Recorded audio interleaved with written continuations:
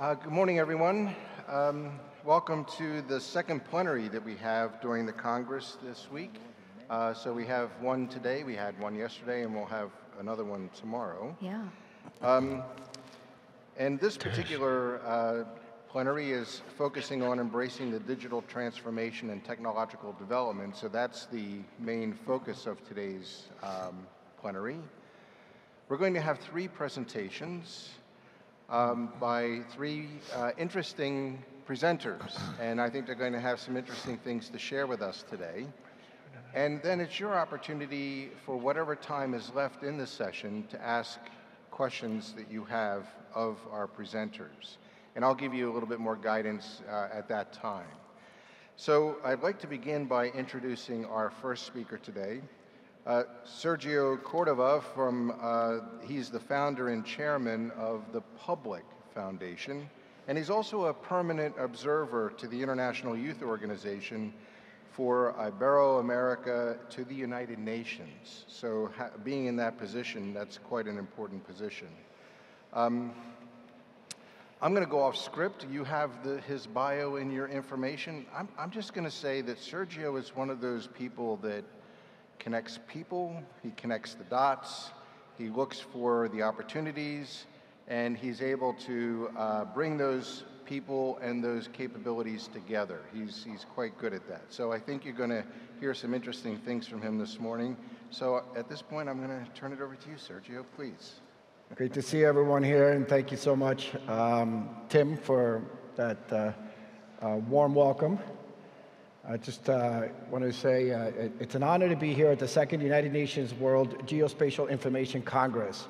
Thank you to the hosts, Government of India and its Ministry of Science and Technology, and thank you for our partners at the UNWGIC. I am Sergio Fernandez de Cordova, Executive Chairman of the Public Foundation. Public is an innovative foundation that mobilizes media, data, and technology for sustainable impact around the globe. We engage and connect change makers across public and private and nonprofit sectors and spark action around the Sustainable Development Goals. Yes, that's fine.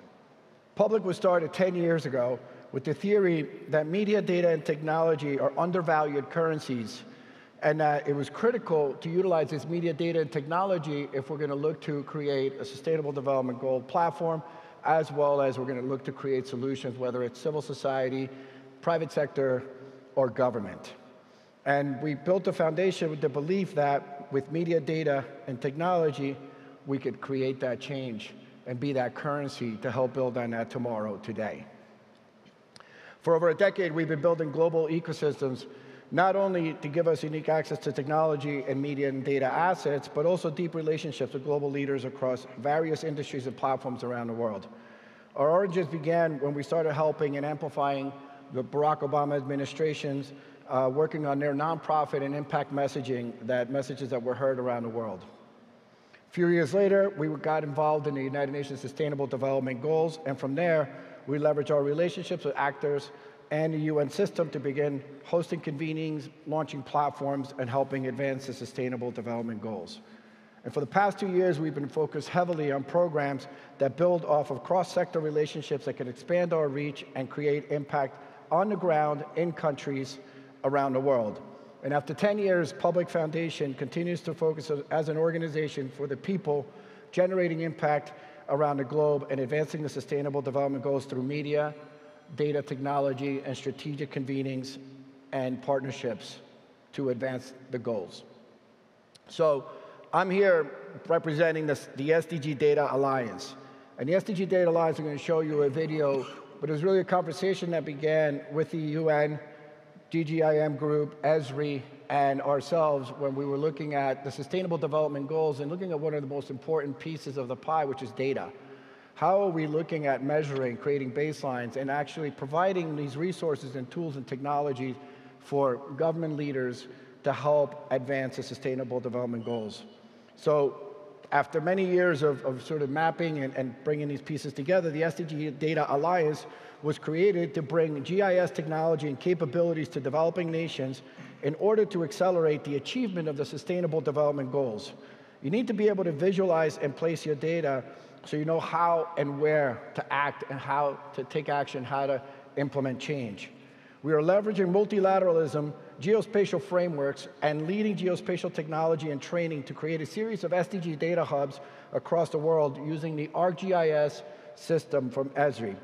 These hubs will help national leaders and communities better visualize and understand their data so they can take action on a range of sustainability and poverty issues, understand what the information is, and understand how to use this information, with a special focus this year has been around the SDG 10, reducing inequalities. So I'd like to show you a little video and wrap up my presentation with this video, give you a little bit of context of some of the work that the SDG Data Alliance has been doing around the world. The SDG Data Alliance was launched in 2021 to bring geographic information systems, or GIS, technology and capabilities to developing nations in order to accelerate achievement of the Sustainable Development Goals. Using the power of purpose-driven collaboration, geospatial frameworks, and leading GIS technology and training, the SDG Data Alliance is creating a series of SDG data hubs that will help national leaders and communities better visualize and understand their data so they can take action on a range of sustainability and poverty issues, with a special focus on SDG 10, reducing inequalities. The SDG Data Alliance is a true multi-stakeholder partnership. The collaboration and support of each partner is what makes the work of the Alliance possible. Alliance partners include the W.K. Kellogg Foundation, Public Foundation, Esri, the United Nations Initiative on Global Geospatial Information Management, or UNWGIC, CHIA Network, and geospatial data leaders from country governments around the world. Public Foundation serves as the fund and program manager. Public's role is to oversee the funding, work with all Alliance partners, and manage the program, making sure that the Alliance is making progress in achieving its objectives. The W.K. Kellogg Foundation is a founding partner that provided initial financial resources to form the SDG Data Alliance. They also used their expertise and global network to support the initiative. The UNWGIC has created the Integrated Geospatial Information Framework, or IGIF, that provides the basis and guide for developing, integrating, strengthening, and maximizing geospatial information management in all countries that are part of the Alliance. Esri provides financial resources and access to the ArcGIS software that is essential to creating the SDG data hubs. Esri team members around the world work with local government partners to make sure they have the knowledge and resources needed to build SDG data hubs. CHIA Network is a financial supporter and partner that offers strategic advice on how to use blockchain technologies to advance the Alliance. The country partners are both collaborators and beneficiaries. They have been identified by the UNWGIC team and are working with the Alliance to advocate for GIS and the tracking of the SDGs within their own governments. They and their teams receive training, technology resources, and other support to complete the IGIF, create SDG data hubs, and engage with local stakeholders. In turn, they are creating a network and sharing knowledge and expertise with other Data Alliance countries. Creating the SDG data hubs is a four-step process: plan, assess, build, sustain, and grow. These steps are accomplished through the collaboration of all partners. The data hubs allow countries to visualize where they are in terms of sustainable development and where they should allocate their funding and resources to have the most impact. Online, the SDG Data Alliance can be found at sdg.org. The website is not only home to the SDG Data Alliance, but it is also filled with information and resources on how to leverage GIS and geospatial data for the SDGs. The SDG Data Alliance's technology, expertise, training, and financial support enables developing countries to more precisely allocate resources to achieve the SDGs and reduce inequalities. Our journey is just beginning. The SDG Data Alliance is a long-term partnership working throughout this decade of action to achieve the SDGs by 2030. If you are interested in becoming a partner, supporter, or finding other ways to get involved, visit sdg.org for more information. Well, thank you, Sergio. And I'm sure that you're going to have lots of questions as we get into the question-answer period. So at that point, we'll pursue them. And you have no further comments at this time. Not at all. Thank you, Okay. Tim. All right. Thank you, Sergio.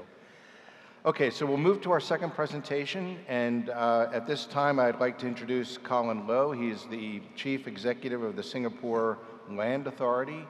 where his mission is to work on the land resources for the social and economic development of Singapore. He oversees the management of state land and properties, as well as the National Land Information Database.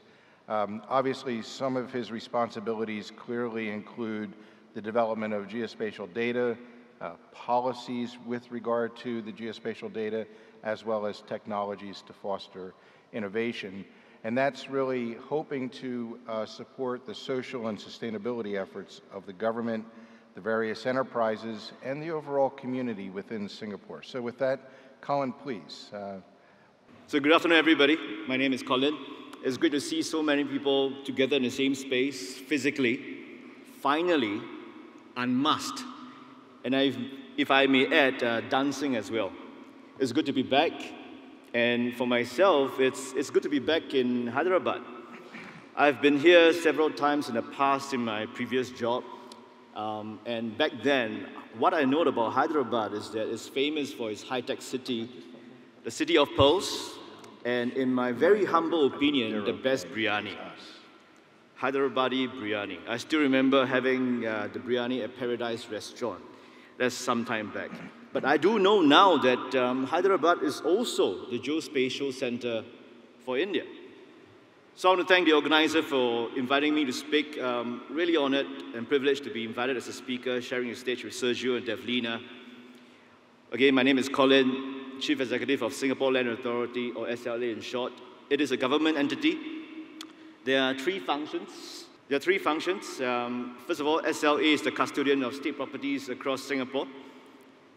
And we optimize their use for economic, social, and community purposes. We are also the National Property Registration Authority. And lastly, the last function, SL is the Geospatial Agency of Singapore, and which is the focus of today. You know, India has a special place in my heart. Between 2005 to 2008, for about 3.5 years, I was working for a hospitality company in charge of business development and investment for India. Based out of Singapore, but traveled fairly extensively across India.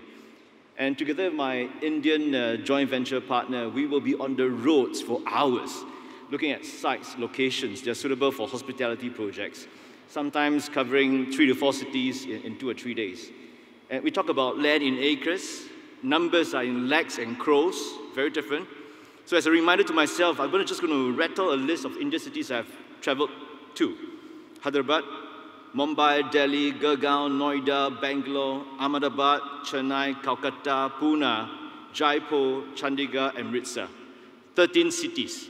So I've been to all these 13 cities. But when I juxtapose to where I am from, Singapore, we only have one city. We don't have many, many cities, just one city. This is the only city we have, and not just that, we are also a country. We are 730 square kilometers. In fact, if you drive 30 minutes anyway, doesn't matter, it's north, south, east, west, you will hit a shoreline. That's how small we are. And no natural resources. So a city-state, which is also a country, think about the fact that utilities, power stations, parks, desalination plants, reservoirs, army camps, all of this has to be packed into this little island. So as a consequence, land is extremely scarce. And with so many competing needs, every square meter counts. You know, the folks in Singapore, the agencies, the planning agencies, almost need to be paranoid about land administration, so much so that you ensure there's the best use of space. And I think this elevates the importance and highlights the importance of geospatial, especially in the case of Singapore. Back to SLA's vision of limited land, unlimited space. We are the National Geospatial Agency. We develop, we support, we promote the adoption of geospatial data to support the Singapore Smart Nation strategy. And on that note, also very humbled and honored that Singapore was appointed as co-chair for UNWGIC Land Admin Expert Group. I've got my colleague, specifically Dr. Victor Khoo, who is the co-chairperson. I think a lot of things for us to learn from the experts here, but just want to share with you Singapore's story. And a few sectors, right? We talk about dual-powered transformation.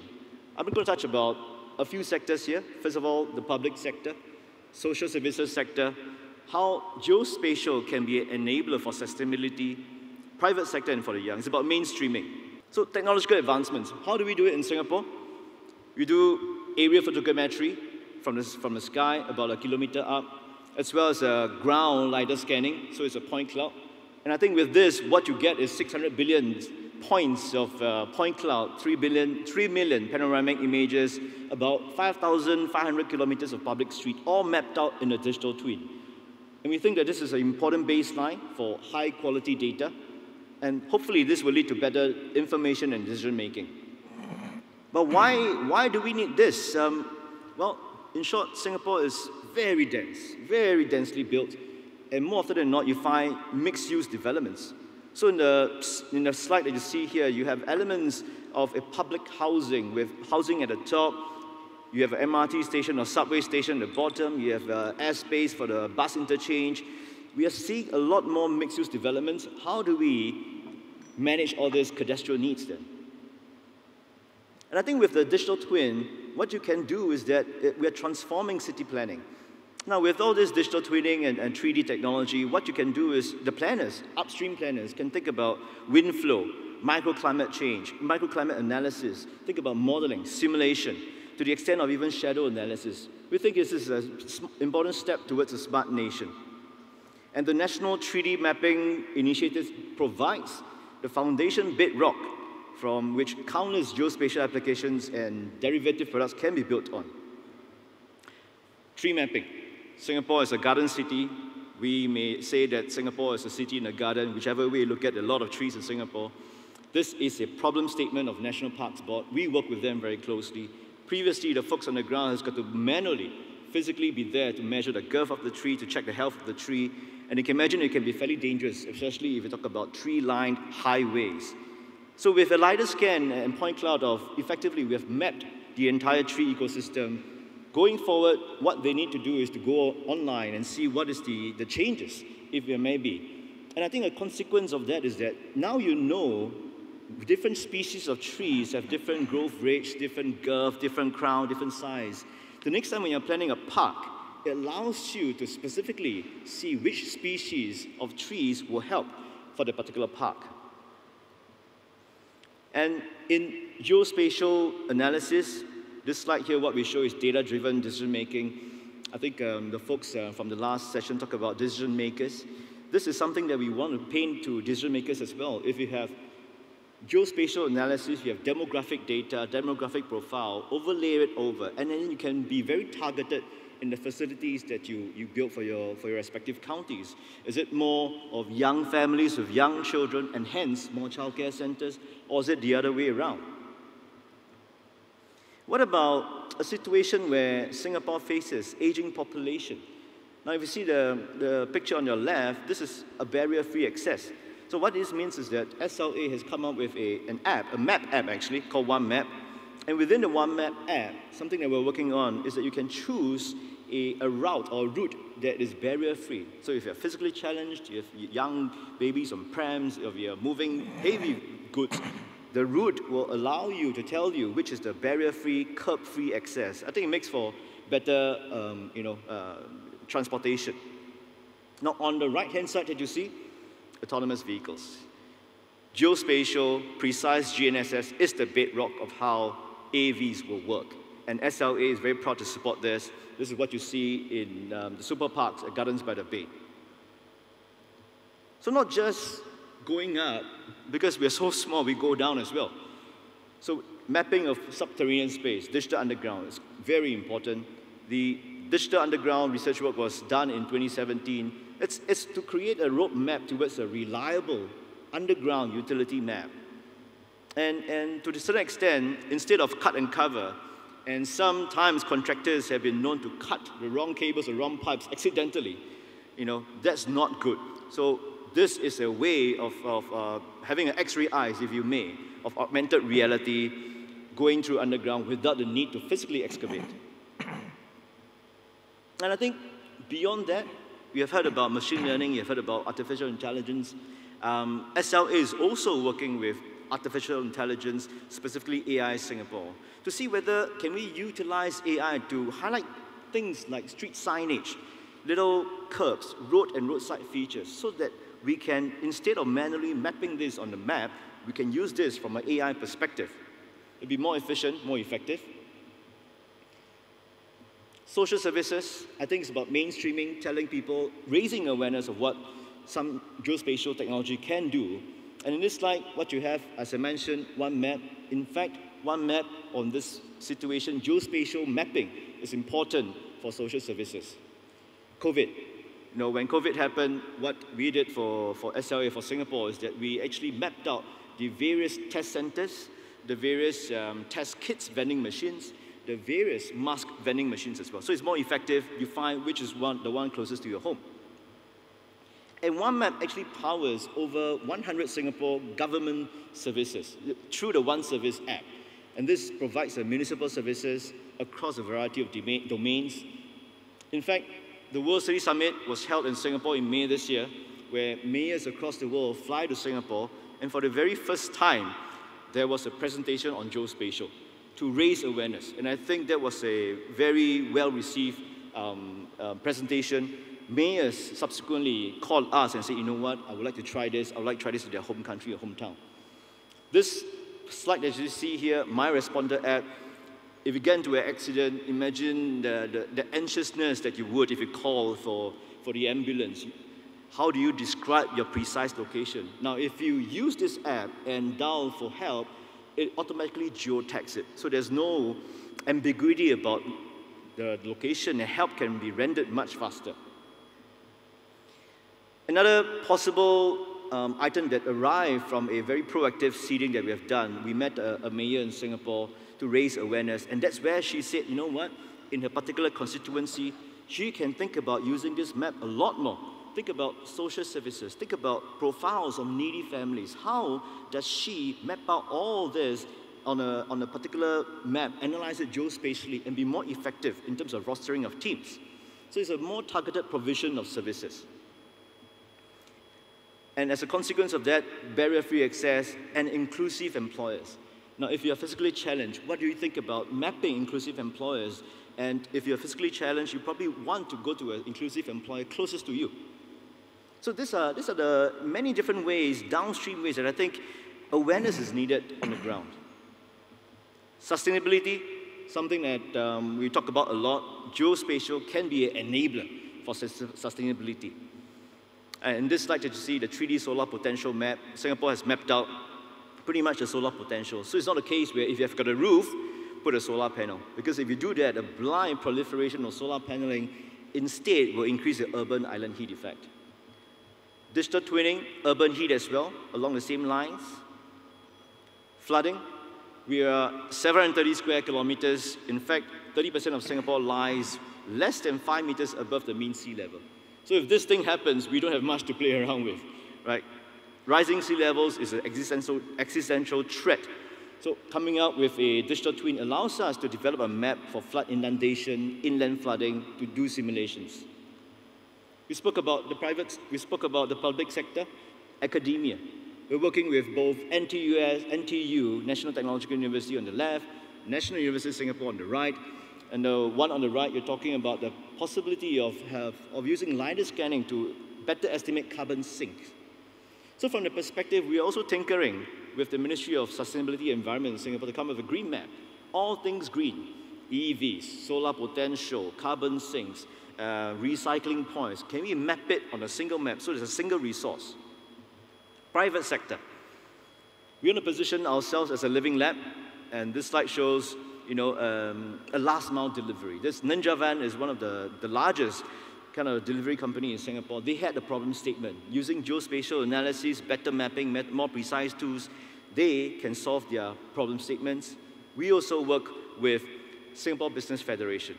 It's an association of small and medium enterprises, really to be proactive, to showcase what geospatial can do. And in return, the chairman of SBF actually said, you know what, SLA, I've got my landscaping companies, I've got my maintenance companies, I've got my garbage companies. They would need technology like this to make their rostering of teams more effective. And I think something close to our heart, educating the young. Not too long ago, we actually met up with the second minister of education in Singapore. And the pitch to him was this: geospatial can bring education alive. And how we did this was that, talk about history, talk about geography. The kids nowadays are reading history from books, but history is not just a photograph with an accompanying paragraph that describes the photograph. History is all about events, events is about location. So how do we bring this alive? For example, in the Singapore scenario, imagine a situation where, for example, World War II. Imagine a teacher can tell the students, in day one, the battle was fought here. We lost how many troops? Day two, the troops retreated here. Day 3, day 4, day 5, and day 7. It brings history alive, and that's one. With location comes time series as well, and you can actually chart that through a time slider. The second thing that we pitched to the minister is this. Singapore is so small. We go through changes so quickly. Buildings get torn down. With augmented reality, why don't you think about a situation where you stand here, physically, you see a tall building, but if you use the augmented reality function from your phone, you can choose the map of Singapore in the year, say, 1950. And it's an old, low-rise building. So on this note, we are also working with National Heritage Board of Singapore with tons and archives of precious information to see how we can do this together.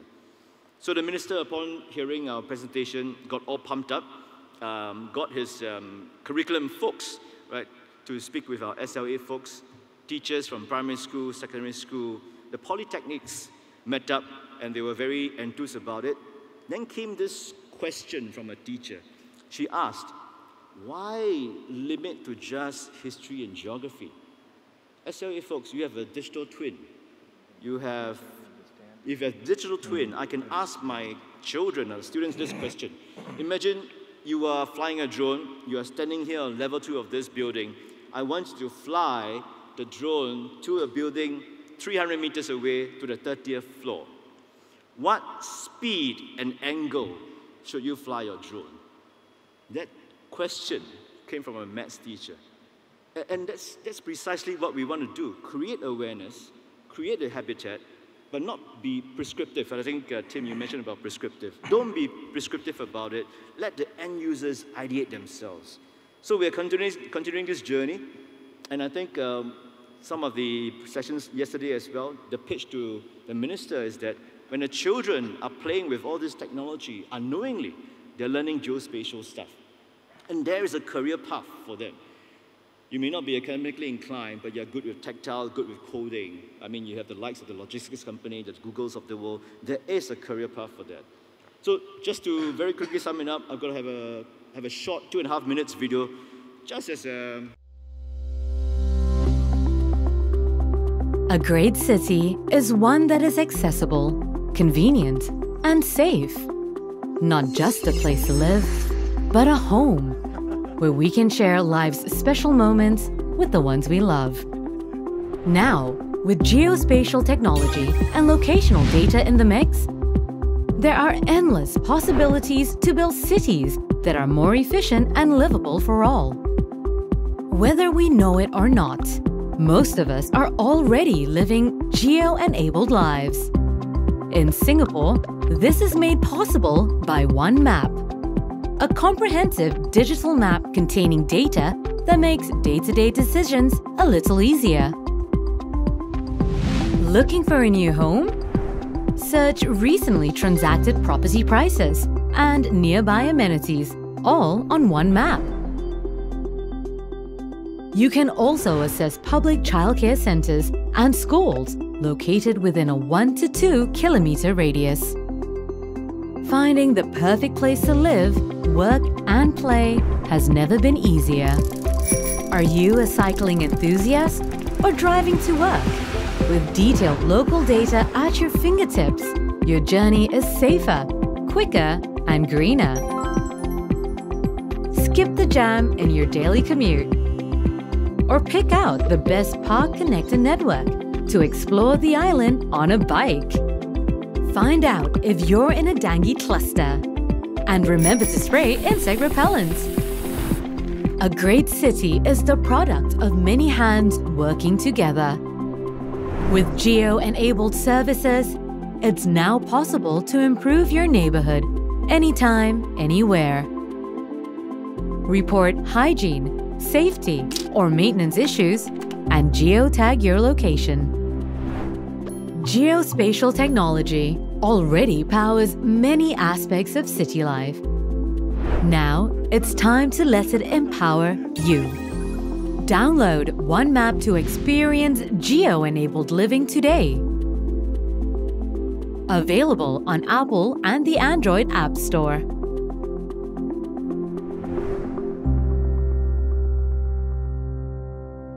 So just summary slide, mainstreaming, seed early, be proactive, create stickiness, and demonstrate solutioning. Thank you very much.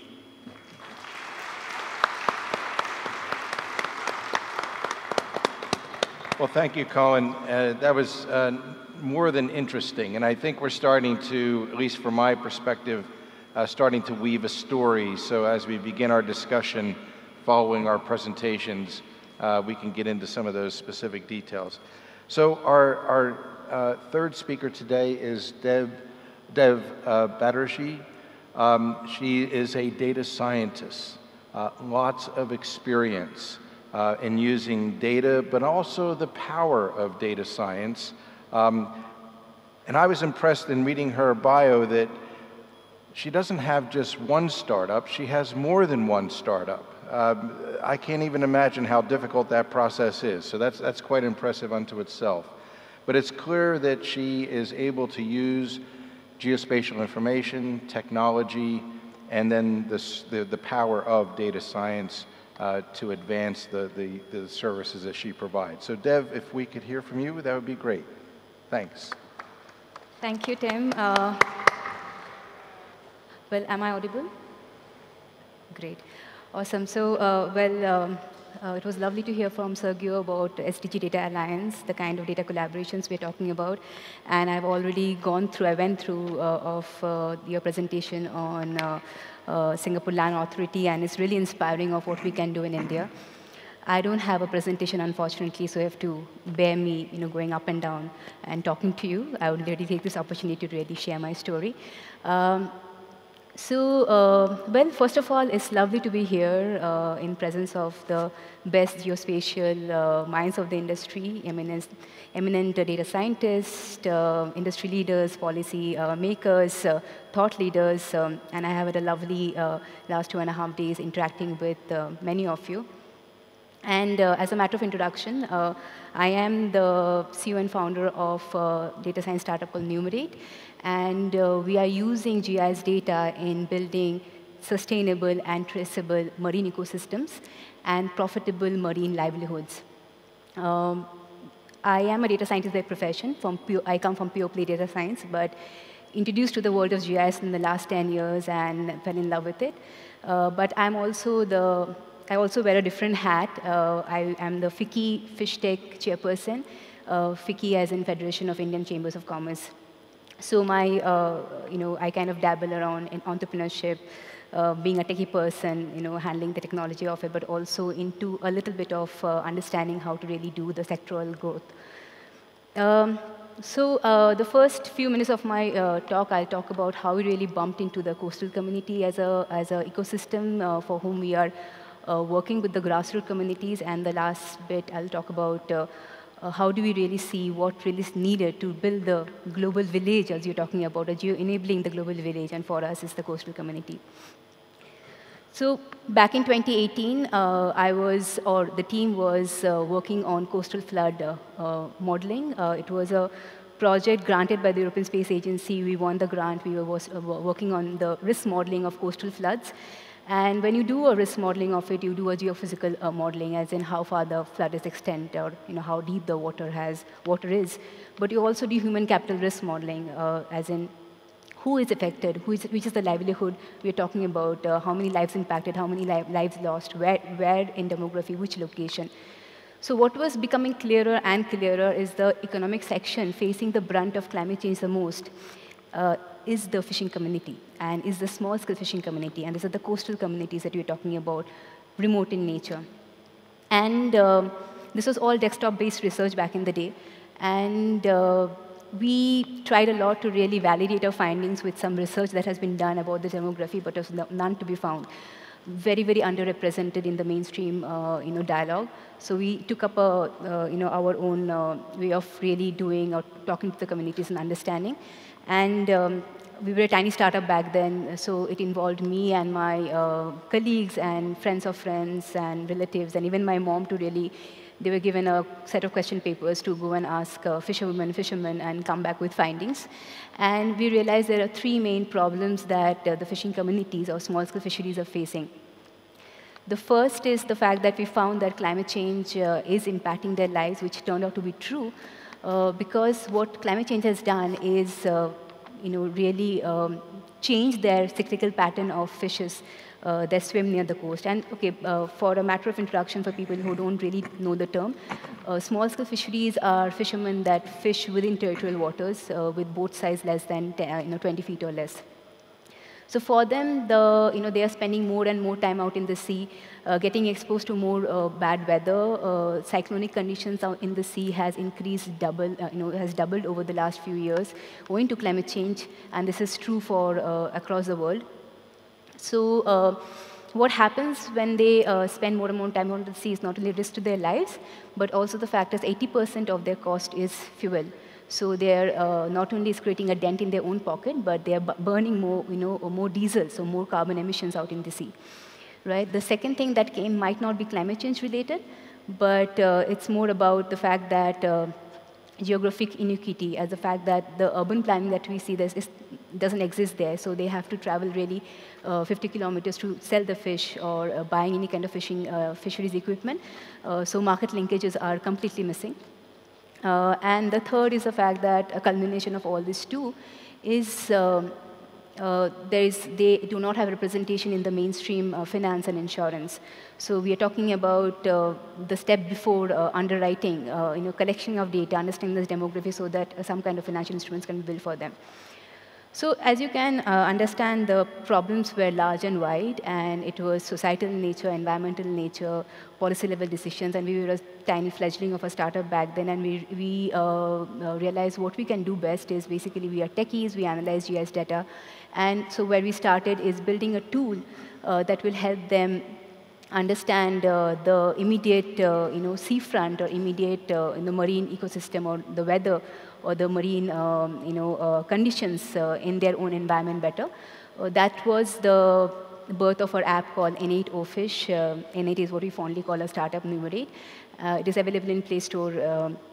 But for that, we really had to spend lengths of time with the coastal communities understanding what are they doing in the traditional ways and how are they not being able to, how their traditional knowledge is not being able to keep at par with the changing climate.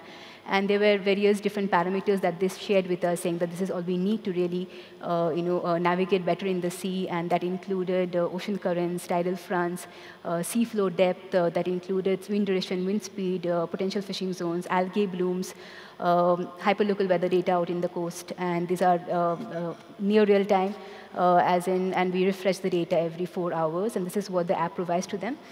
But also the crucial part of working with communities, and when you're giving a very, think about it, we are analyzing coastal or ocean observation data and giving them a marine and weather advisory, which are very technical in nature.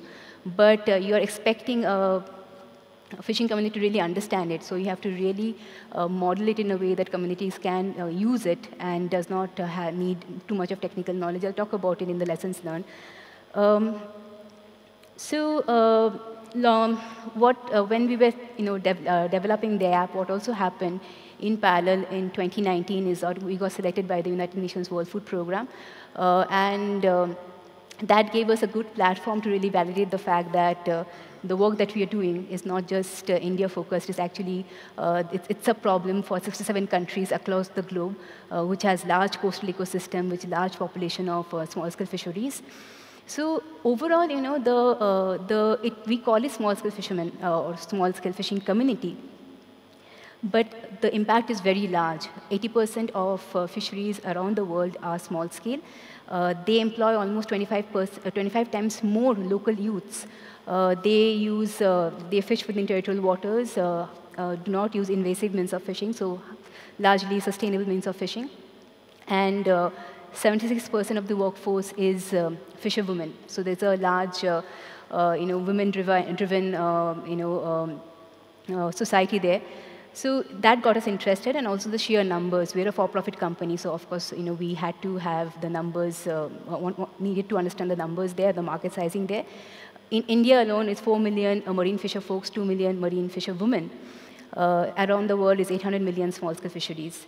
3 billion people depend on seafood as a source of life, directly and indirectly source of livelihood. So it's large numbers in play. We got selected by the World Food Program, and very interestingly, World Food Program has been running this accelerator. I think many of you will be familiar to this, where they look for technology company who is addressing SDG 2, or the fight against hunger using technology resources. And we are the only ones in the last 4 years of the program being conducted who's talking about solving hunger with using food from the oceans. And it's admirable that the world is solving problems of hunger with food from the land, but think about it, there are large coastal population dependent on fish as their primary source of protein, and very cheap source of protein and livelihood. And 70% of our world is ocean. So I think it's high time that we really think about it and look at it with a new lens. So long story short, since then, 2022, we are working with fishing communities primarily around India. We have done few pilots outside India, but what we provide them is marine and weather advisory through our app, but we also provide market linkages and financial support. And the work that we do has helped them reduce the operating cost on an average by 45%, which means 45% less reduction of carbon emission out in the sea. The market linkages we provide helps them provide a higher sales margin, and we have been able to do very, very starting work on the financial enablement by providing group loans to fisherwomen. Apart from that, in the last 1 year, since we work with coastal ecosystem and sustainability is the core of what we do, we have also bumped across this additional source of livelihood generation, which is seaweed, where we are using GIS. GIS helps us in analyzing seaweed spots, analyzing managing seaweed sites across the coast. So that's where the application of geospatial intelligence that we derive. And seaweed is also very close to our heart as of now, because it holds a high promise for carbon sequestration, and it has a large industry application in food, feed, pharma, fuel, biofertilizer, talk about it. And we are working with one more organization called Climate Crew, who has knowledge of growing seaweed. Apart from that, just a little bit mentioned, because we are working with marine ecosystems, we also work in their communications. So small-scale fisheries cannot afford a satellite phone. So we are currently doing pilots where we are trying to give them a low-cost satellite phone, that low-cost phone or low-cost communication method, I won't call it satellite phone, that they can use, and especially during cyclonic weather conditions. So that has been our work so far primarily, and few of the lessons learned that I would like to share here. And it is actually about geo-enabling the global village in the same theme. Because what we realize through our work is the fact that it is very important and crucial for us to understand the global commons, the global commonly shared resources. And when we work with such communities, and we are actually sitting in between a fisherman who is a supplier and a buyer who is a seafood buyer, it is very essential that we understand what problem we are solving, and there are various problems, right? So starting with what you're solving, second is for whom you're solving, third is by whom you're solving, as in who is accountable, and fourth is how. So I will share a little bit about all the 4 points that we have learned in our own way, in a hard way rather, is that, of course, what is for us is solving coastal resilience for these communities, addressing their geographic inequity, addressing or creating sustainable marine ecosystems. That was our what problem. By whom, or for whom rather, for whom is the small-scale fisheries, but it's very, very important to understand the demography that you're solving. So when you're talking about creating or enabling the last mile, I think yesterday our Honorable Prime Minister mentioned that you'll be enabling the last person standing in the last mile. So it's very important to really study the demography well. In our case, it was, for us, we needed to understand, of course, India is a vast country and every state has a different language. So our app is available in 9 different languages across India. But fishermen are not that technically savvy, so we had to really understand the user design or the human-centric design of the app, which means understanding what kind of icons they relate to ocean currents or what kind of icons they relate to wind direction, wind speed. It's not necessarily what I do or what I relate. So we had to do those kinds of design thinking approach with the community and build the app with their participation so that, at the end of the day, if you're not doing that, adoption will be poor. And you'll spend a lot of money on customer acquisition cost and all of that.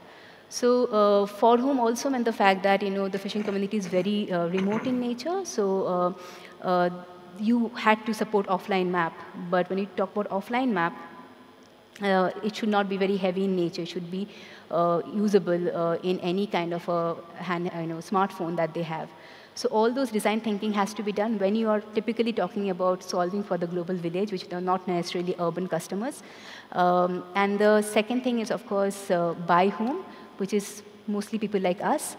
But at the end of the day, if you want a community to adopt a certain solution, like we are talking about participatory GIS, right? We're talking about enriching our satellite maps by crowdsource information from the ground. All of that will only happen if the community is incentivized to really work. I mean, they see a profit there. Otherwise, they are basically running around fending for their daily needs. So you'll have to make sure that your dialogue is open, which includes them, which gives them the ownership, which makes them accountable for that solution. So it is very necessary that you define that narrative with them and have that communication running. And I get reminded about this phrase that the former UN Secretary General Kofi Annan used to use, that we are looking at problems without passports, as in climate change does not have any borders. So we definitely need a solution without passports, but the solution needs to be locally derived. It is also ties to the very recently, we are all, going through the decisions made in COP26. When you talk about climate change, there is national determined contributions that we have chose as nations ourselves. And our Honorable Prime Minister have set some lofty goals for India. And but working towards there, what we are telling now, it is LDC for NDC. LDC stands for locally developed choices for national determined contribution, which means at the end of the day, there is a national dialogue, but you will have to build it up grassroots, which we are all talking about in the last 2.5 days over here. The grassroots enablement is important, and for them, enabling those communities to really work with you, give you the right kind of data, participate in your initiative is very important. So that was our by whom, the accountability bit. And last is the how. I will leave the audience with the thoughts that we have, or we found strategies that work for us. So there is the people, planet, profit, the triple bottom line that you have to really keep in mind when you work with communities. Of course, the people and planet is well understood. The profit is, of course, something that you'll have to derive from depending on the communities you're working with. But we like as a FICCI Fish Tech chairperson, I sometimes have to wear a different hat. I'm not economist, but it has been a learning on the job. So we realize there are a couple of normative gaps when it comes to policy thinking and economic design. And these gaps are typically your gaps in policy, gaps in norms, gaps in institution compliance. So you have to keep in mind while you're designing these kind of community-based solutions. And in our case, what we always do is make sure that the solution is collaborative. And we are using existing data resources like an SDG Data Alliance. There are various data resources existing in various pockets. In India, there are various surveys, be it a census of India or other surveys that are already using data, how to kind of incorporate it and not kind of duplicate the task. And Last is, the third point is the fact that the policy cannot be centralized. You cannot have a centralized narrative in, building this kind of community-based work or grassroots-based, development. Your center can participate in negotiating the last deal, but the participation should come from the grassroots. So involve your communities on it. So that's been my study so far, and I think that's all from my side. Thank you for your time. Thank you. Well, it's a little bit of a challenge to tie these together because we really just heard three very different examples and applications of digital transformation and the technological development. But I'm going to try to do something to bring those together. And while I'm doing that, I want you to be thinking about questions that you might have for any one of the speakers or even for all of the speakers if it's a common question. The way I'd like to manage this is that we have lots of microphones throughout the room, so you have to be at a microphone. And I would like you to ask a question instead of making statements. If you could just ask a question, keep it brief, and that would help us give everyone an opportunity to ask their questions. So we started off with Sergio, and in this case, we're really talking about development, opportunities for development. And this is a situation where you're taking two existing programs within the United Nations, the UNWGIC, UNWGIC, the Country Level Action Plan construct, and you're also taking the United Nations Sustainable Development Goals, and you're trying to use or develop both capabilities to support one another at the end of the day. And so when you look at that, that's a build it up from the bottom. You're dealing with basic methodologies, you're dealing with applications, you're dealing with all the different tenets of the IGIF itself in terms of the 9 strategic pathways. So I see that as an example of that development process. Then you move over to Singapore and you look at Colin's work and wow, what a highly integrated example of all the things that are possible if you have the data, if you have the technology, if you have all of these basic components. And when I think about the countries that are being served at the moment through the SDG Data Alliance, and then I look to the future for them in terms of what's happening in Singapore, that's wow, that's quite an opportunity to look forward to. And then you look at Dev's part in using basically a new discipline of data science and looking at the existence of data and solving specific problems, specific challenges, understanding the nature of a particular problem or a particular objective or goal, and then working through to getting to that solution. So how do we get from the building of the process to a highly integrated, unbelievable environment within Singapore and continuing that process of solving real-world problems? Would you like to just take a stab at a general question like that? Could I start with you, Sergio? Absolutely, Tim, and thank you for that. From our perspective, it's a lot about partnerships, right? Bringing the different stakeholders together, right? The UN Sustainable Development Goals and the goals themselves are a framework on how we're going to advance sustainable development, right? 193 member states came together to build these in years of work. But as I mentioned earlier, when you start to look at the baseline of what are we doing, where are we going, where did we come from, right? And also the importance of geospatial data, it really starts to paint a real picture. And we saw Colin, and I thought that the presentation and the work that his team is doing in Singapore is really something that when we look at the work in the 20 governments that we showcased in the video that we're working with, it's kind of what we aspire, to actually, inspire these government leaders to see and say, hey, look, here is not only a future where technology is really embedded in how do you improve someone's life, but also how you can make better decisions. And as I said, from that perspective, we're starting at the basic elements of providing resources to governments, bringing these technology solutions, looking at examples that actually work, so there is a goal to work backwards from. And also, which is really important, is public-private partnerships, right? Bringing in industry, private sector, the innovation, because what is and how and what was done in Singapore doesn't apply to Malawi, doesn't apply to Chile, right? Doesn't apply to Guatemala, because we also have to be conscious of what are the solutions and opportunities locally on the ground, right? So that makes us a little bit more daunting, a little bit more sort of, a lot more work, but a lot of what we like to do with the foundation and with the SDG Data Alliance is to sort of not just multilateralism as a perspective of how we're looking at the big picture, but also multi-stakeholder.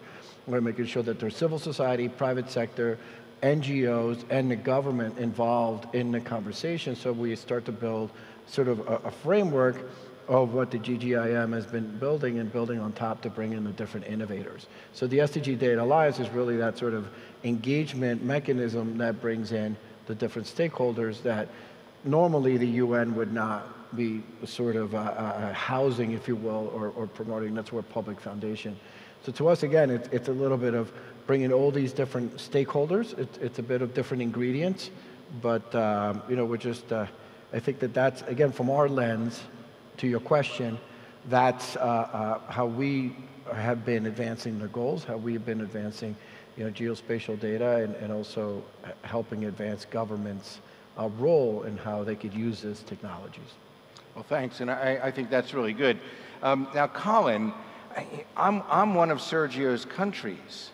I want what you have. I want that. How do I do it? How do I get there? What do I have to do? Where do I go? Where do I begin? How do I do this? Well, I think back to your first question, I think the process wasn't easy. I think it takes a lot of partnerships, a lot of working together, a lot of buy-ins, both for the public sector and private sector. But I think what's most important, you need to start with a vision. I think once you have a vision and you work backwards, then you see how you can get the buy-ins from the different sectors.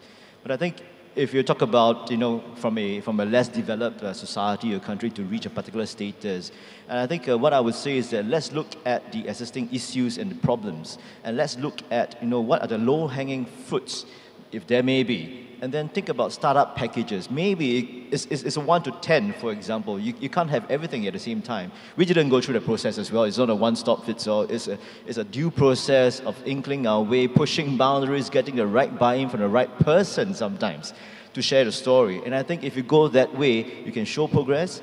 And what I've said in the presentations a lot of times, when there is a need and a want from the ground, that message is much, much stronger than an instruction from the top. And if you have realized throughout my presentation, it's all about being proactive. It's all about seeding. It's not a case where I feel that this is good for you, but I create the habitat.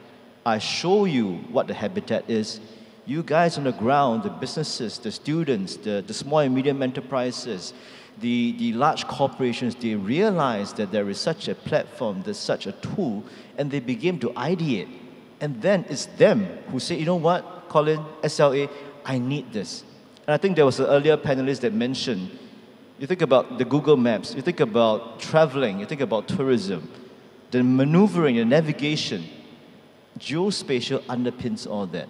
I think a very quick question, a clear question is that if geospatial didn't exist, you will not enjoy this, nor this, nor this. I think that awareness is not so apparent in the public sector in general. Well, thanks. And Dev, how do you help make this happen? What part do you play? How do you provide a solution to a given aspect of something that's going to help them connect those dots? Well, Tim, we actually play a kind of a role sitting in the middle, educating even the policymakers. In a country like India, fisheries it's largely neglected. So even people sitting in Delhi who are making policies, they cannot. It's very difficult for them to understand what a fisherman in the pockets of Sindhudurg in Maharashtra is facing. So it's both ways. It goes both ways, where we represent them to people in Delhi or people making decisions at the higher level, and we also where we educate the fishermen, saying that you have to fish sustainably, and this is for your better future. So leading by example, as Colin was saying, happens in both the places. And since we are a technology company, it's easy for us to really demonstrate them that what technology can do, but in a way that they understand. So even within the community, there are various factions, not that in a fishing community everybody talks the same language. So you'll have to understand, deep down study of your customer is very, very important, and knowing what language to speak. And then you can get buy-in from individual sector, and then you realize, okay, for a government in India, they are pressed to monitor where all they're going for fishing. So for them, you'll have to present that aspect of the story, and how your technology will help that, and will help build sustainable oceans, sustainable fishing methods. For a fisherman, he is of course worried about that in his daily catch. So you have to make sure that tell him that if you're using sustainable gears, that's not going to lessen his catch. It's going to give them a better future. So a lot of communication dialogues, the right people, the right trust building with community is very important, and building something that they're easy to understand and they're not having difficulties to really face. So yeah, it's a lot of work. It's a lot of work. Did you want to make a point? Go ahead. Yeah, I just, something that, and I was looking at the theme, just to remind everyone, right? The theme of today's summit is geo-enabling the global village, right? No one should be left behind. And a lot of, what is being discussed here, which I think is really exciting and I think needs to be really pointed out, is the integrated, right, geospatial information to support development, right? Sustainable development, entrepreneurship, government, right? For the well-being of societies, address environmental and climate changes, embrace digital transformation and technology development to catalyze a vibrant economy. So just wanted to kind of bring us back to the center here, because I thought that from an entrepreneurial perspective, multi-stakeholder, multilateralism to government and listening, right? Because I thought that one of the two things are from innovation to listening and integrated, right? Integrated geospatial, because geospatial is out there, as you said. Without that, we wouldn't be on our phones, we wouldn't be able to communicate, we wouldn't have so many of the luxuries that we have, right? But then we could integrate it and actually put it to work so that entrepreneurs can build the future. I just thought that was really, as I'm sitting here, little pieces that really just want to make sure that everyone here kind of makes that connection of the importance of what we're talking about here. Yeah, thanks for that. Go ahead. And if I could add, it's about platforms of communication as well. We are this geospatial folks, but we are just a minority amongst the working population or different sectors outside. What are the different conduits? What are the different platforms that we can put the message across? Every little platform that is available, we should shout that, and we should be the ambassadors of geospatial, because rightfully speaking, there's a lot of benefits that the end users, the consumers, the public, the citizens of the world can actually benefit from some of this geospatial technology. Yeah. Yeah, I was just listening to Sergey, and I wanted to share that, our one of the happiest moments of our working with the communities is that we once got a call. So we provide the marine and weather advisories, but we once got a call from a fisherman asking us to give us a map of where the hardware shops for fixing boats are. He basically called us and said that, where is the nearest, because my boat has crashed, where do I go? Then I was giving him a number, and he said, why don't you add it as a map to your app? And it's like, okay, wow. That's, if the user really understands the solution, then you know that you have actually got the buy-in. Yeah, exactly. All right, it's time for your opportunity to say a few things, ask a few questions. So do we have questions from the floor? We have one over here. So there's a microphone there, please, and go ahead and ask your question. I think I got a question.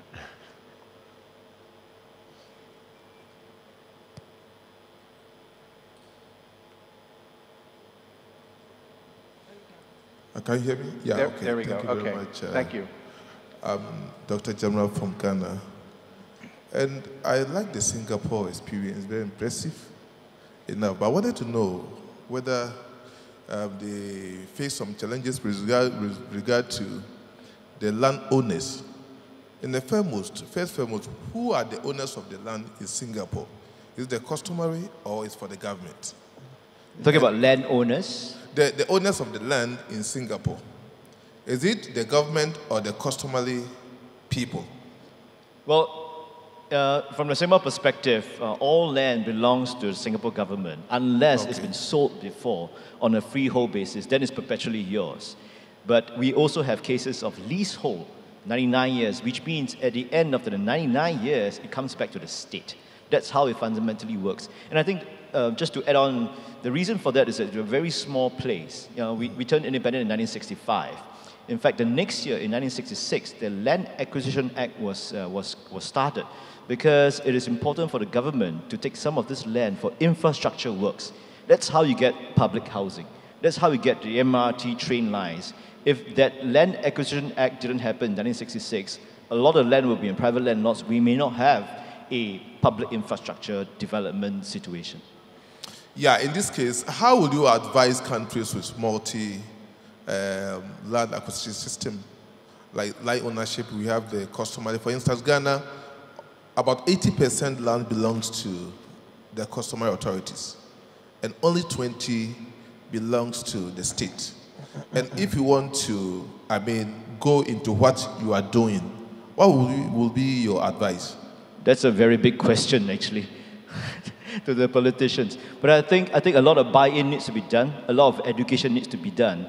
And I think you need to corral the masses on the ground, the people on the ground who will benefit if there's a change in policy. Because if a situation, and if the land is limited and it's 80% that's privately owned, you will find that you can't do a lot of infrastructure developments that will benefit the general population. So I would say, in short, to your question, a lot of convincing, a lot of buying, getting the private landlords together to see what are the trade-offs available. Okay. Thank you very much. Thank you for the question. Yes.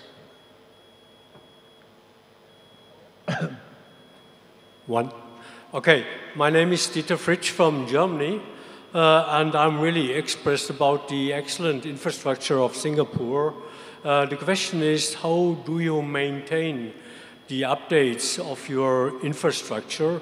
Just an example, in Germany, we have now a huge problem. We have retaxation of the real estate sector, and 37 million parcels have to be declared, and the people are not able to do so. So they just gave 4 months' time to make the redeclaration, and now we have, the deadline is end of October, and so far we have now 12th of October.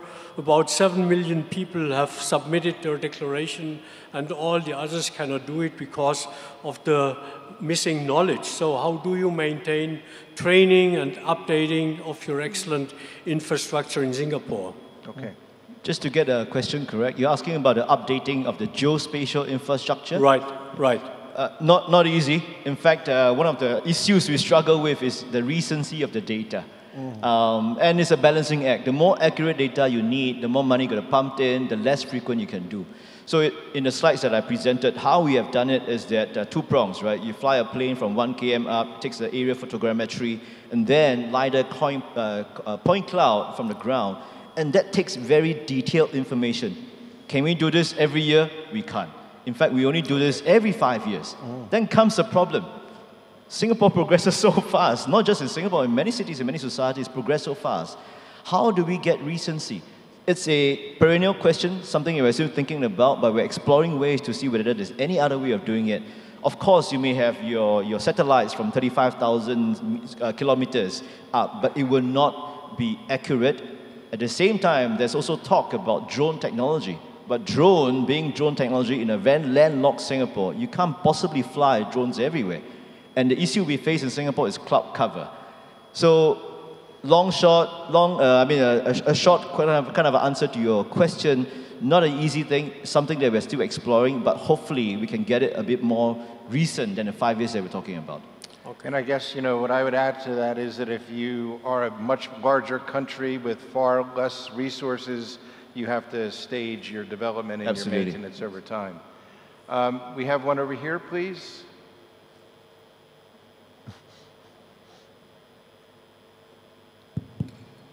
Right. Good afternoon. This is Stephen from Andhra University, Andhra Pradesh. So yeah, Colin, I'm so glad to hear your presentation regarding Singapore. And you used the term like awareness, right? So awareness is the like a key factor for the title that we had kept for this conference. Like one should not be left behind, right? So like I just had a small question regarding like if a person is an illiterate, so how could you bring this geospatial to him? Like how he can use that? Like ma'am has told regarding the fisherman's, like a questionnaire section has been like assigned and answers have been gathered.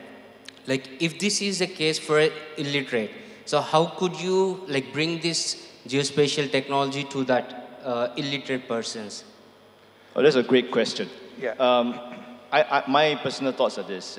If you're illiterate, you may not be able to read certain things, but if there are any fundamental technology or certain platforms that you can engage that person, you will find that it's very interesting. A case in point, the 60, 70, or 80-year-olds in Singapore, a lot of them are not really literate, right? They don't read English. But when Pokemon Go, that game, came about, you thought it would just be the 30, 40-year-olds they are playing. But no, it's that 70-year-olds, 60-year-olds, what we call in Singapore aunties and uncles, that's going around doing on their phones because it is something that resonates with them. So my point to your question is that if there is a platform that you think you can engage and it resonates, gamify it, get traction, and perhaps, even if you're illiterate, you can play it, you can understand that it helps you. Like so, you mean it's like a game? Whichever way that you think is important, yeah. Right. Whichever, yeah, go ahead. Yeah. So let me go to your question to Sergio, because I think, you know, this question applies to all of us. Do you have a thought on that?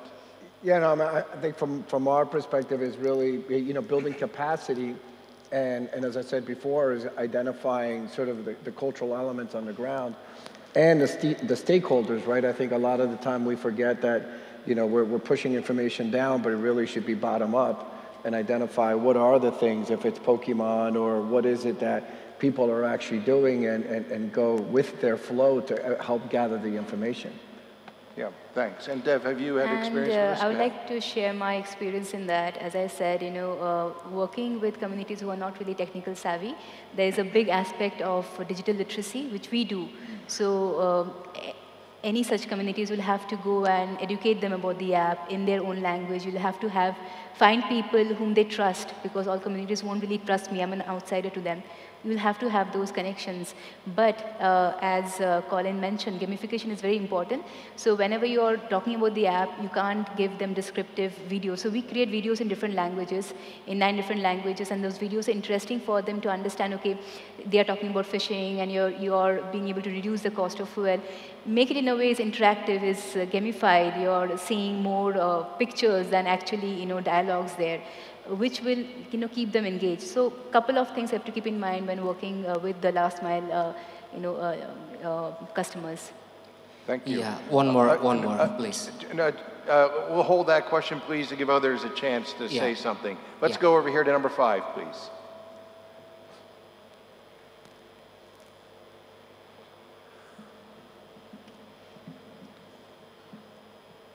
Maybe I'll just say it here. Okay. Good afternoon to all of you. This session is about the well-being of society. I was just thinking about whether we've been able to quantify those, because of 3 examples here. We're talking Sustainable Development Goals. There are targets, indicators. So in all these examples that you cited, any quantification process has been done, which shows from the geo locations how things have got better on the ground by these technologies. Second is specific to Colin, when he mentioned, see, when we take up these kind of technologies, normally it's in the long term. We keep saying something will happen in 5 years, 10 years. Your statement about the low-hanging fruits was interesting. So I would like you to be specific about what were those low-hanging fruits which your government was able to pass on to society, because that would make it replicable. Thanks.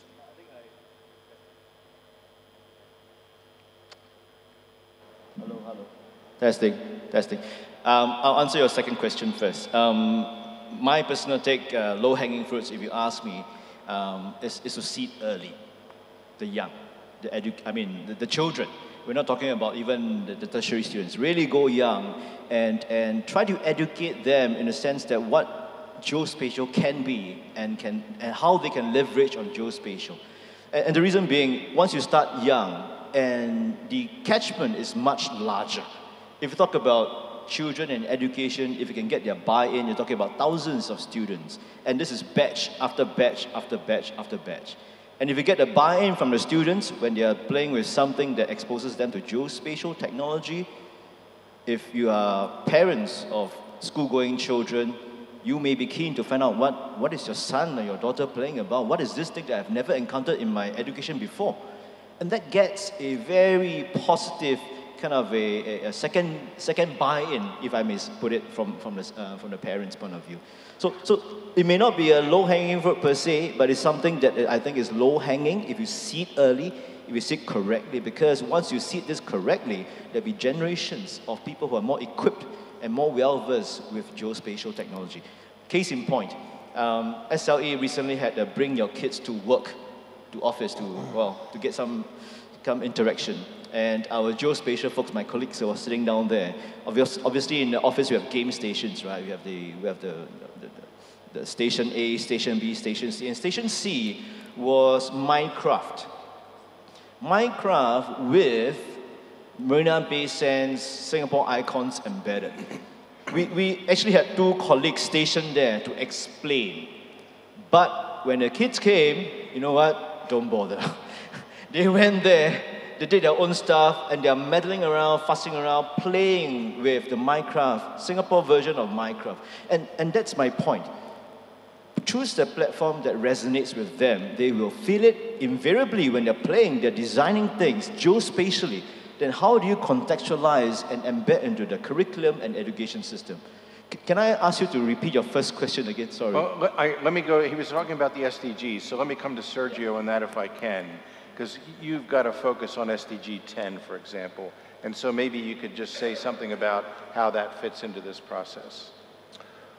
Well, when we decided about a year ago really to focus on the partnership with Kellogg's Foundation, and one of the goals that we were going to focus on is SDG 10 on inequalities, reduced inequalities, because not only did that apply where we were coming out of the pandemic, but also just a prevalent problem across the world, and something that we believe that with geospatial data we can start to gather and collect this information in order to better understand what reduced inequalities means, not only just actually talk about how we can solve the problem, but also understand the information, and again, understand it at a super hyper local level, so we can understand where education is missing, where we could provide education. Because again, at the end of the day, when we look at geospatial and we look at the Sustainable Development Goals, it's also about the next generation. But as you talked about the schools, and it's about educating and be able to have these resources. And capacity building isn't just about capacity building for today, but also for tomorrow. And if we're not educating and creating that pipeline of how the next generation is going to embrace this information, this technology, then we're only building for ourselves. And so to us, Sustainable Development Goals has many, sort of ways. And when you look at SDG 10, it hits all the other goals, right? From 1, 2, 3, 4, 5, and just all the way across to 17 partnerships. So, for us, the goals is really the centerpiece with geospatial, is really the mechanism. Thanks. All right, another question? Oh, yes, here we are. Number 2. That mic on.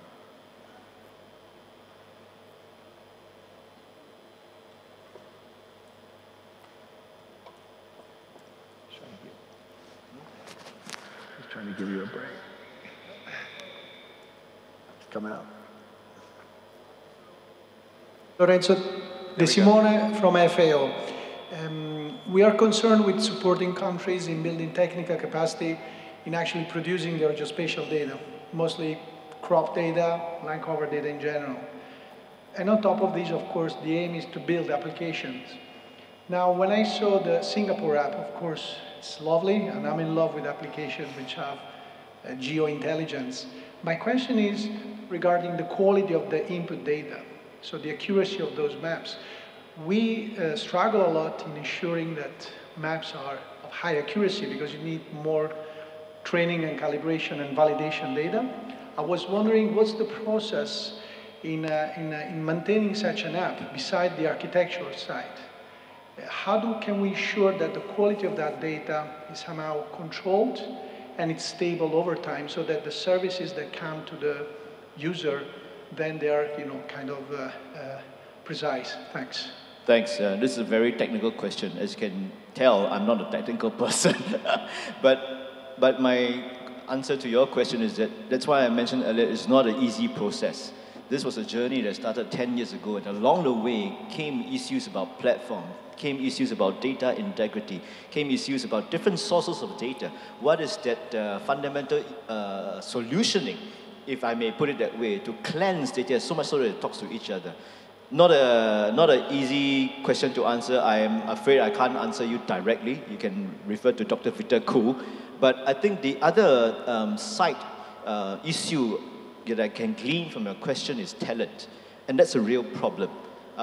We find that geospatial talent is far and few between. In fact, there are not many universities across the world that produces geospatial graduates. But why is this so?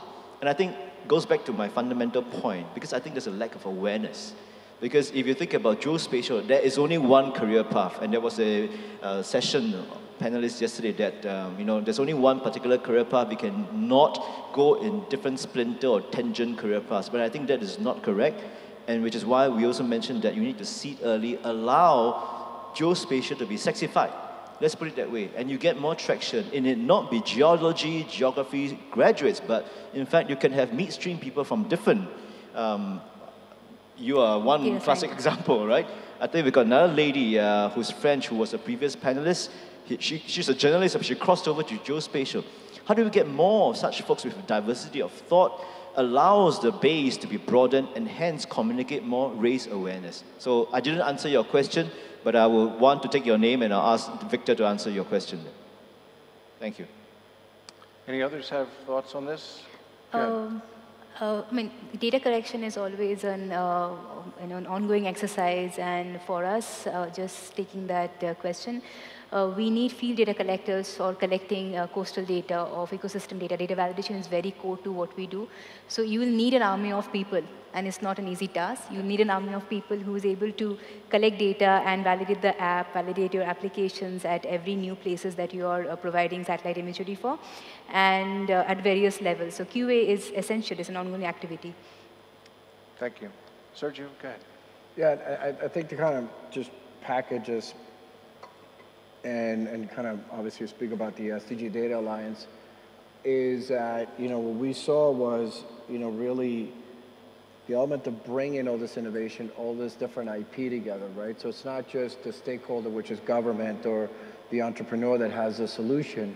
We all have parts of it, where we all have a piece of that solution. The private sector, right now we've seen, everything happening, private sector very focused on ESGs, right? Environmental, social governance, right? We have the SDGs, the governments, we have the geospatial data, we have social initiatives that entrepreneurs are launching on a daily basis. Social entrepreneurs, entrepreneurs focused on creating solutions that are, will create economic development in our country, right? You have educational platforms, to us, again, when we look at, sort of more holistic, right? And understanding what are the solutions that are needed at each of the sort of, government regions, geographic regions, right? And then who are the stakeholders that could help us get there, right? So to me, when I start to think about how and what we're all doing here is really the most important piece is learning from each other, partnerships, right? And that alliance of shared best practices so that we could actually find the best solutions that are suited to, the opportunity of need. Yeah, and clearly partnerships are such a critical component because you can't do it all yourself. You need others to be part of that process. Do we have one over here? Yes, please.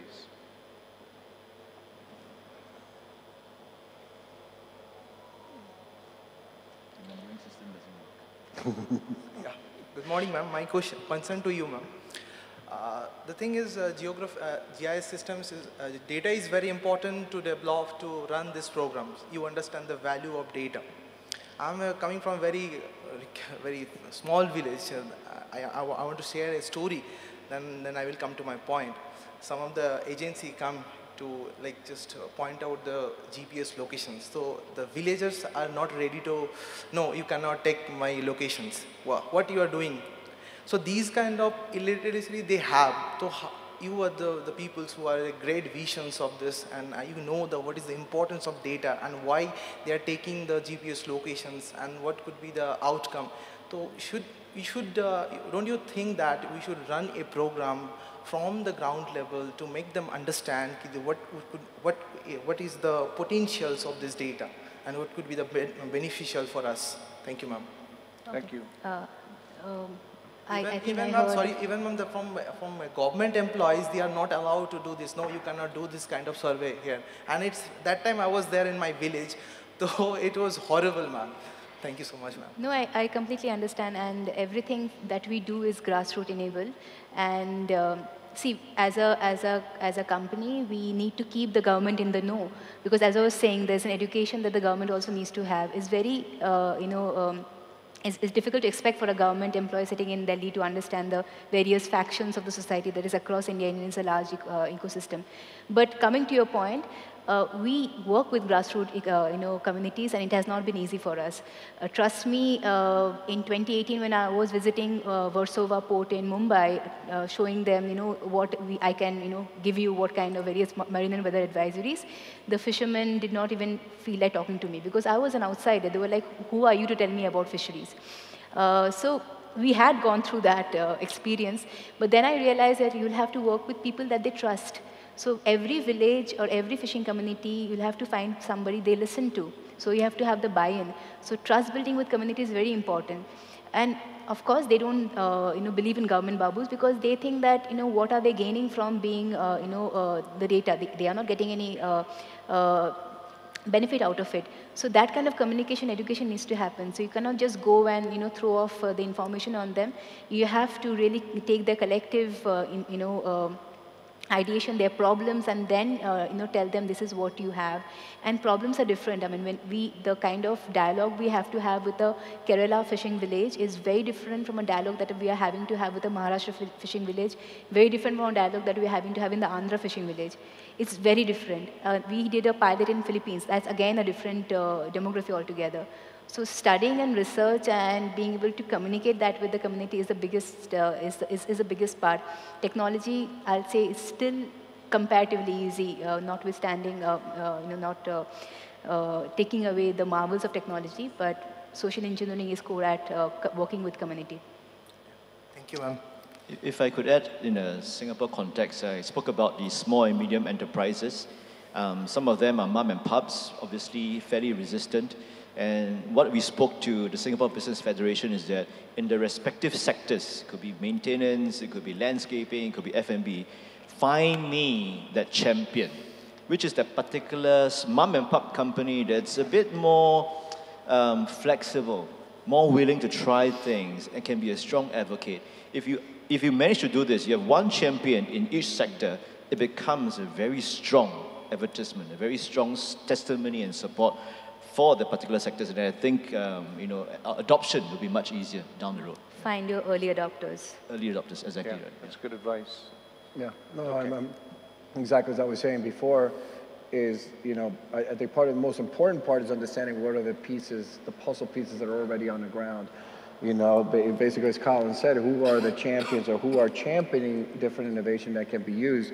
The government can provide a framework, but they can't be expected when it comes to, especially when impact is involved in helping advance society, everyone can play a role. Right. Thank you. Other questions? Yes, please. Hello. Yeah. This is for Ms. Devlina. Actually, it's a very innovative way of addressing SDG second goal to address the hunger. So I would like to know that because of this initiative, are you also collecting some data related with their availability, consumption of the food, what are the outcomes, whether financially are they earning more, are they eating better, are you also capturing that data? I wish, ma'am. I wish I could do that because, as you rightly said, there is no such mainstream study that has been done about this audience, about this community, and we are a small startup. We have limited resources, but we work with NGOs who are more connected to this ecosystem. So we do addressing financial viability because there is one part of our work that is financial connect. We do collect, their daily income pattern, spend pattern, their household level costs and all, but the data is still being collected. We have only been able to do group loans for fisherwomen, and we are working with other NGOs and other institutions to be able to collect the data, because one thing is the data needs to be authenticated, otherwise you will just make, garbage in, garbage out problem, right? So to answer your question, the work is still being done, and it's a difficult task for us now, but we believe we can, hopefully definitely, complete because this is important, as you are already having the application, and also one of the objective is to address the problem. So collecting the data will be helpful if at all, if I'm a person working in health field, and my goal is to look at the, improving the nutritional status, how it is going to be helpful, what need to be done related with that, that may be definitely a value added and more useful for many people. Thank you. Thank you so much. We have one over there, please. Good afternoon. This is Raj Shekhar from India's National Public Broadcaster. I have a couple of questions. One is from a gentleman from Singapore. That is, we have the geotechnology using for mapping models. For example, India is a fixed land. It's more than 32 square lakh kilometers. So it's a fixed land. Do we need to map again and again? What is the interval between each mapping? What is the need to map again and again? And the second question is, what is the ways you are disseminating information to, as you said, no one should be left behind. What are the ways you are disseminating the information to our general public? And the last question to Madam Bhattacharya is that we have in Hyderabad, UNWGIC also is there. UNWGIC is giving, we are publishing, they're announcing in All India Radio about the potential fishing grounds. What way it is different from your announcing the potential fishing grounds, how it is different, and what is the accuracy? Thank you. Okay. I can go first, and then Colin can come in. So there wouldn't be an event where I'm not asked this question. So we started having dialogue with UNWGIC back in 2018, and I think there's a still email chain running there. But sir, the basic problem for a geospatial startup in India or a space-based startup in India is that we as of 2019, 2020, we are seeing institutions like InSpace, or which are enabling us to gather ISRO data. So in COIS, we would have loved to use what they have and built on the top of it. And they were interested in working with us in getting the data validated, because at the end of the day, validation from ground level is very important, but we could not, unfortunately, and so we had to do the entire thing from scratch. But the fact that I said we had to just give him potential fishing zone is not enough to a fisherman. You need also information about coastal currents, about changing your wave patterns, about algae blooms where they should not go. Just telling them where to go is not important, it's also telling them where not to go. And the various other parameters that came out of our entire discussions and entire staying in fishing village, understanding what they do traditionally and how to map that knowledge. So that's what we have added on the top of that. Till date, I'm not being able to use UNWGIC data because the API is not open. But there is promise, because there are organizations like InSpace and ESPA who is working towards that. I'm hoping I can start using ISRO data more easily in the future. But coming to accuracy, the accuracy varies with monsoon. So in monsoon, you might see a 86% accuracy because of cloud cover. But we have other kind of arithmetic modeling to take care of that. But satellite data images 86%, but for a non-monsoon, it will be 92% where there's a dry weather. And all this accuracy was tested by us with professional fishermen who are part of my team now, and marine biologists who had to take boat trips in various parts of the country, go and validate the points. So you can imagine the kind of validation you had to do apart from just pushing data in a web-based format, which you're expecting a fisherman to use and derive impact out of it. I hope I answered your question. And Colin, you have the last word. Yeah, I'll try to answer your second question because I cannot remember your first question. Okay, First second question is, yeah. India has a fixed land of more than 32 square kilometers. It's a methodology you're asking about? Yeah, geographically. Do we need to mapping again and again? If so, what is the interval between each mapping? Why should we do it frequently? Are there Indian experts here that can answer that question? Okay. I'm not so sure. Let me answer your second question first. Yeah. I think your second question revolves around data sharing, if I'm not mistaken. Within the civil service, if it's secured data, national security is shared within the public service of planning committees, planning agencies, and so forth. I mentioned about one map. That is the open source, public facing data that we actually share. And in fact, one of the slides we mentioned about partnering with real estate agencies, for example. So the brokers, the real estate agents of Singapore actually use one map as a platform, and in return, they pump in hyper-local data. So that's meant to be used commonly. And arising from COVID, you'll be surprised with people working from home, a lot of ground-up initiatives happen. Talk about bicycle cycling routes that otherwise would never have been charted. They use one map to map it out. Talk about something a bit of off the beaten track, which are the best ice cream locations from the perspective. So that's what I'm saying. Create the open source platform, let the folks ideate themselves, and then you'll find that you'll be surprised as to what the new creations or new inventions or new needs can come away with as a consequence of that. Your first question about the mapping of India being such a large country, I'm not too sure what is the best methodology involved. Perhaps the experts here can answer that question. Yeah. All right, well, at this time, I think what we'll do is we'll close off the session with final comments from each of you. So, Sergio, if we could start with you for a closing comment. Thank you, Tim. From our perspective, again, from Public Foundation, the SDG Data Alliance, I believe that when you start to look at what we've been talking about over the last hour and a half, I think we need to focus more on multilateralism, right? Sharing best practices from across borders, learning what other governments are doing, what other innovators are doing, right? Focus specifically on the creation of multi-stakeholder partnerships, right? So everybody has a voice and everybody has a seat.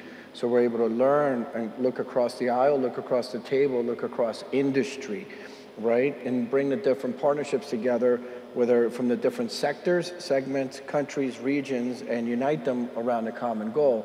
Whether it's SDG 7, SDG 15, SDG 17, SDG 4, SDG 1, whatever that is, and utilize technologies like geospatial so that we could advance and bridge the gap.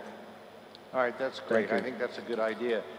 Echo what Sergio has mentioned. I think closing words for me, fairly simple. If you notice the last slide that I have had, it's really about mainstreaming.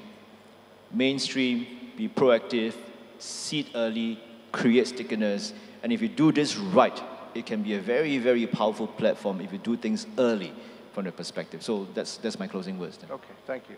And Dev? Right, so I think I can close off saying that, the work that we do has, somebody asked about impact of SDGs, so I'll take that point up from him. So it's very important to really, for us, we address SDG 2, of course, but we also address SDG 12, which is responsible consumption, because when you're working with food ecosystems, it is vital the fact that people like me who are fish eaters, we take the right decisions so that the fishermen are not to blame for just unsustainable means of fishing. And for doing all of this dialogue, you need to make sure your communications is open, you're being able to represent the data, the kind of technical know-how in a way that both the parties understand. So collaborations and partnerships and speaking their language of your various users is very important. And being able to drive people, planet, profit, of course, being able to drive the incentive of both parties where they collaborate with you. And top it up with a purpose statement where everybody understands what's the broader goal that you're looking to achieve. So, being able to articulate your purpose on various demography of users that you're working with is very important. Thank you. All right, thank you. And so at this time, I'd like to have you join with me in thanking our speakers for today. It was engaging, and I want to thank you for your participation. So thank you to our speakers. Thank you. Thank you. Thank you. Thank you.